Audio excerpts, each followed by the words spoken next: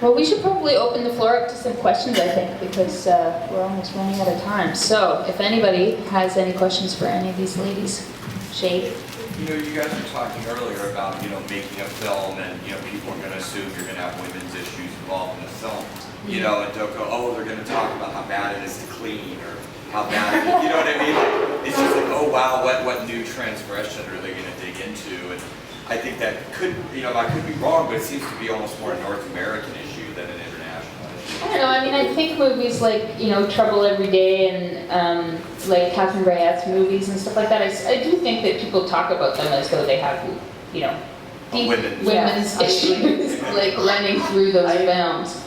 It's the same thing like if you're a black filmmaker, you're like, oh, they're going to only talk about inner city youth or whatever. And, it's interesting, it's like when that hump happens, I actually asked Jodie Foster if she's ever had a problem because she just looked at me funny, but she was like recognized as an artist so young that it's a different issue. I think like Catherine Bigelow likes to disassociate herself from the fact that she has a vagina when it comes to filmmaking. She really doesn't like to, she just says, I make movies because I like making movies. It really has nothing to do with my gender.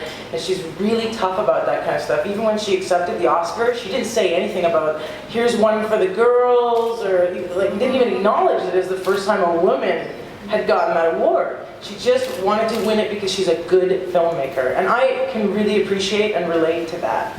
And did you hear what the Oscar people, right as soon as she walked off the stage, they played I Am Woman. I know. It's like so low, Yeah.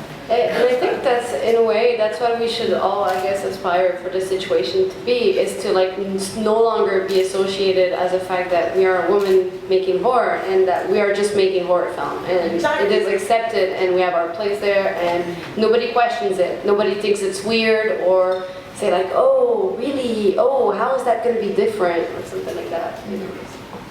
Yeah, we should just, instead of there being like a Women in Horror Month or the Women's Masters of Horror, we should just be, in the Masters of Horror club with the men. It's interesting, the ABCs of Death coming out, 26 filmmakers. Are there any women? Not that I know of. I was looking at that from Amare. Oh, right, yeah, but she's co-director. Yeah. So, Amare is a great movie, by the way. Yeah. Nice to see it. And it's interesting because in New York, when they showed up there, it was so funny, it didn't happen in Sweden when the world premiered. It was in America.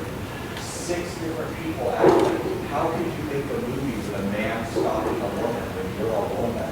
Like this, she was so confused that anyone would even, oh, she's from Belgium. It doesn't matter what she has between her legs, but between her ears. Right. Well, I think, it's true, North America does like to categorize films and things and people, if you're like this or like that, and I find it hard for myself making films. I don't make just horror films, I make also fantastical films, I make a mystery vampire love story, and here, trying to get funding here is a nightmare, because people are like, is it a vampire story? I'm like, no, it's not. And I think that speaks a lot to the mentality more in North America. And that's why the whole women in horror here, people are like, yeah, women in horror, but then in France, yeah, I know what I mean. It is because she's a great filmmaker, just period, but also because they don't categorize things so much. Yeah, Clive reminds me of something Clive Barker once said, because he writes children's books as children's fiction as well as horror fiction, and they put his Aberrat books in the horror section, and there was some big outrage because parents, bought these books and he said the same thing about only North America do they want to categorize for stuff, and they have to put all the Clive stuff in the horror section, even though the Aberrat books are for kids. They're basically children's fantasy. But people just like to pigeonhole. Right? Yeah, it is weird. There was a question at the back there. Yeah, I wondered if you could speak to the use of sexual violence in film, and I guess I have a sort of two-pronged question. One about representations by women versus men behind camera, and then if there are issues there, and then also if there are issues we need to be aware of when such a substantial portion of our audience, especially our female audience, might have real experiences with that. And what do you think about that situation?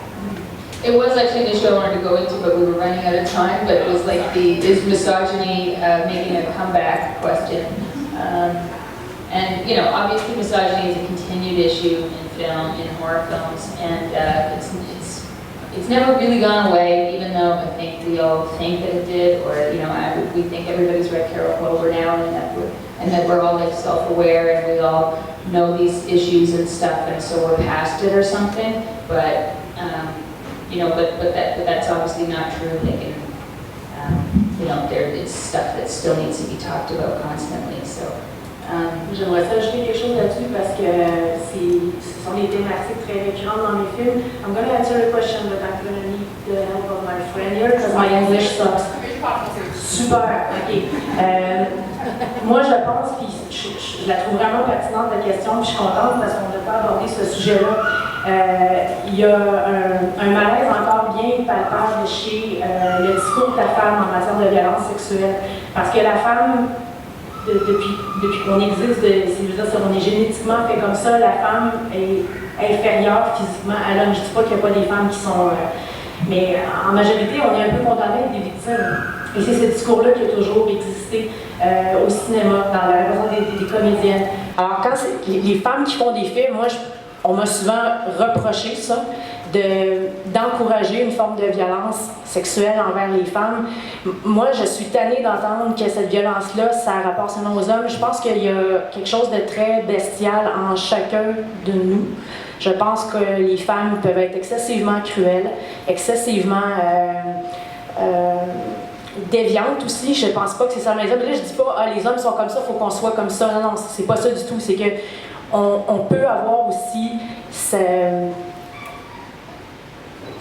tendance à vouloir exprimer des pulsions excessivement morbides, violentes, sans vouloir encourager ça. Moi, je suis une femme, c'est pas moi qui vais encourager les viols ou des trucs comme ça, mais comme n'importe quel humain qui fait des films, je peux avoir ce type de pulsion-là dans moi qui me donne envie de parler de pornographie, de meurtre, quelque chose d'excessivement sordide. Et puis, moi, je peux dire par expérience, ça m'a pris des années à accepter ça en moi, cette dualité-là.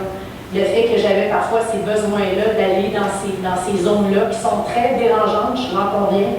Mais ce sont des films qu'on fait. Et je pense que les gens qui voient les films, la majorité, je ne parle pas des 2-3 carrés qui vont comprendre différemment, là, mais la majorité des gens qui voient ça savent que ça reste un divertissement extrêmement morbide, j'en conviens, mais un divertissement. On cherche à sortir les gens de leur zone de confort, à les amener ailleurs, et qu'on n'encourage pas la violence sur un autre humain ou sur les femmes. Loin de moi. Là. Moi, je peux dire que Fantasme, c'est la chose qu'on m'a le plus souvent reproché, c'est qu'encourage la violence sur les femmes. Puis je trouve ça épouvantable. Quelqu'un qui connaît mon vécu sait que ça n'a aucun bon sens de ça. Mais je pense que ce sont des pulsions humaines et c'est pas seulement la page des hommes. Voilà. Non, je suis d'accord parce que c'est l'ironie, je pense, c'est que quand j'ai voyagé avec mon film, c'était dans les festivals d'horreur que j'ai rencontré les gens le plus gentils, doux. Oui, ils viennent la vie.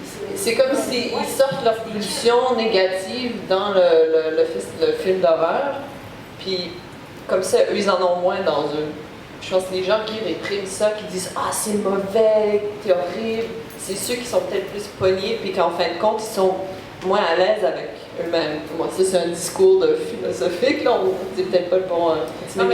La personne qui va voir un film, là, avec une, je sais pas, là, une femme qui se fait... Là, le torture porn, c'est la grosse mode. Hein. Une personne, homme ou femme, qui va voir ça, qui va dire « Hey, ça, c'est hot, c'est excitant sexuellement. » Cette personne-là, elle est malade. Tu sais, moi, je veux même pas m'identifier à ça. Là. Cette personne-là, pour moi, elle est juste malade. Je suis sick, va te faire soigner, point final. Tu sais. Mais ça, c'est cas isolé. Là. C'est dommage que ça lisse l'image de tous les autres.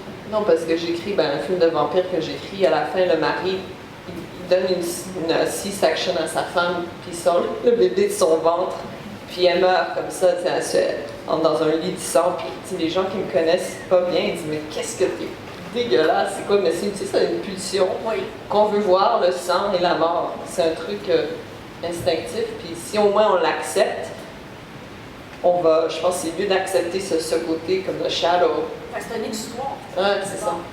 What's all this about a C-section? Oh. Basically, in a nutshell, the whole discussion was all about the question of like violence towards women. It's all about like, it's more of an instinct, like a primal pulsion that people want to see blood, they want to see death, and that, like correct me if I'm wrong, but that a lot of people, they tend to, like people who cannot dissociate and get like, you know, like Izabel said, the example of torture porn, someone who goes see that and is sexually turned on by this, there's something wrong with the person, because it's entertainment, it's meant to entertain and to be there for people to respond to those primal instincts and pulsions, but people should understand that this is entertainment and it should stay entertainment. So, and that's where Elza kind of chimed in with like her US film. French and English. I don't know if you understood that. But no, I just find that horror films there's a strong fascination with death that humans should have, right? Because we're all gonna die. And so horror films get that out in a not horrible like way. That's why I make them. Yeah, and it's safe. Conceptualized violence, right? There's a really big difference between what happens on paper and what happens in real life. It makes horror films are safe because it's all conceptualized violence. So in my view, nothing is off limits because this is art. You're making art, so you know it should be an expression. There should be a freedom of expression there, especially within horror films, right? I mean, H.P. Lovecraft said it best when he said that you know the oldest. How did he say it? The oldest and strongest emotion of mankind is fear, and the oldest and strongest fear is fear of the unknown. And there's nothing more unknown than our own oblivion, right? I mean, and so horror films are a very safe place to explore. It's a springboard to explore all of these fears. Yeah, and that's why I think it's just a super complicated question when the unknown being perhaps death, but a known for many women being rape. Oh yeah, well, So rape is a whole other issue. So Yeah, that's why I was asking about. it's interesting, but you'd be Very surprised interesting question, you know. how people react to rape. I wrote an editorial once about rape, and it was a very strongly worded thing, and I got a flood of letters, but not from women, from men, all confessing their own rape stories to me. And they were very brave letters, and I did not expect this at all. It was one of the editorials that I wrote that was, you know, had the strongest impact on people. And it got all these guys to confess, and it was something that I said about that it's okay to watch these movies where these images of rape, and it's okay, because a reader asked me if it was okay that she felt good when she watched these movies, even though she had been raped herself. And I said, you know, if you can exorcise some demons by watching these films, then that's totally okay. And all these men wrote in and said, you were right, and you really touched the nerve. So, you know, you'd be surprised. It's not really all about misogyny. It's really a very human thing, although we see far less men being raped in cinema. It still hurts everyone who's experienced it. So it affects everyone. Les femmes peuvent être très misogynes aussi. Sorry. Women can be also very. Oh, that's right. Women can be very misogynist. Excuse me? That's like such a huge question that I feel like we could have a whole other panel just for that. I have a question about that because I was wondering if it's not like, and I'm a francophone, so my English is so-so, if it's not empowering to put in a scene, you know, like to stage yourself a scene of rape, a scene of, like I've seen Izabel's movie, where someone is being like totally the victim of her own fantasy. As a director or as a woman, it's like it's facing your fears and putting it, you know, like in a movie like you discussed about the C-section performed by the husband and all that.